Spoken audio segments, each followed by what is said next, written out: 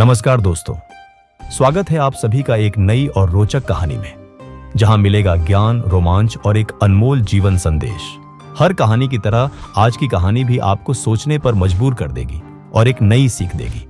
ये कहानी है एक साधु और उसकी एक रहस्यमयी संतान की, जिसका भाग्य उसे एक अनोखी यात्रा पर ले जाता है।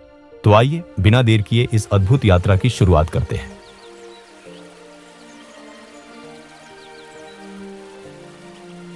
गंगा नदी के किनारे एक विद्वान साधु रहते थे। उनके पास जादुई शक्तियां भी थीं। एक दिन जब वे ध्यान में मग्न थे, तभी अचानक बाज की चोंच से छूटकर एक छोटी सी चूहिया साधु के हाथों में आ गिरी।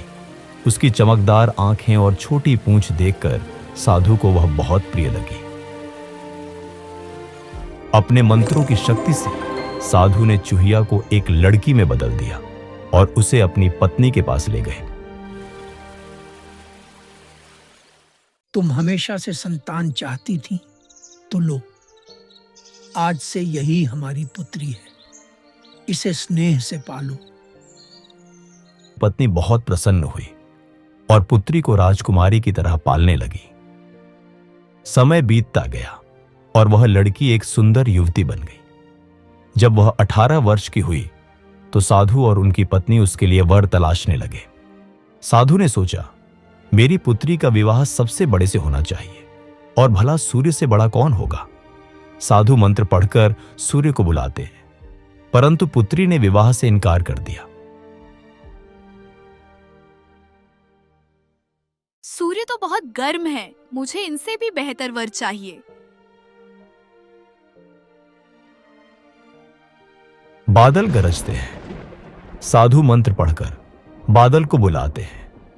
सूर्य देव ने बादल देवता का सुझाव दिया था, परंतु पुत्री ने कहा, बादल देव तो बहुत बदसूरत है, मैं इनसे विवाह नहीं कर सकती।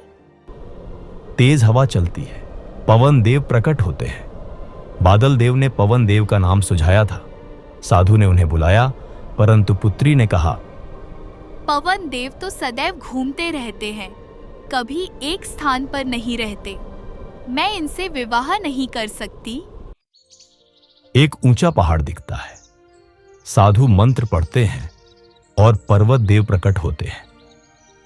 पवन देव ने पर्वत देव का नाम सुझाया था, परंतु पुत्री ने कहा, पर्वत देव तो बहुत कठोर और सख्त है, मैं इनसे विवाह कैसे कर सकती हूँ। एक चूहा पहाड़ के पास में ही बैठा दिखता है। उसे देखकर पर्वत देव कहते हैं, मुझसे भी शक्तिशाली तो चूहे हैं, वो मुझ में भी बिल बना सकते हैं। साधु मंत्र पढ़कर चूहे को बुलाते हैं और पुत्री खुशी से झूम कर बोली, हाँ, यही तो है मेरा सही वर। साधु को समझ आ गया कि किसी का मूल स्वभाव नहीं बदल सकता।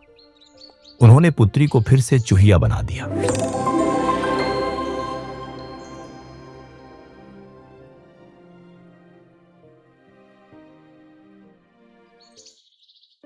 और फिर चूहा और चूहिया विवाह करके खुशी खुशी रहने लगे।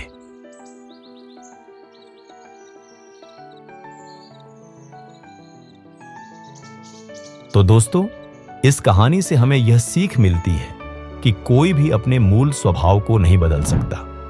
यदि आपको यह कहानी पसंद आई हो, तो वीडियो को लाइक करें, शेयर करें और चैनल को सब्सक्राइब करना न भूलें।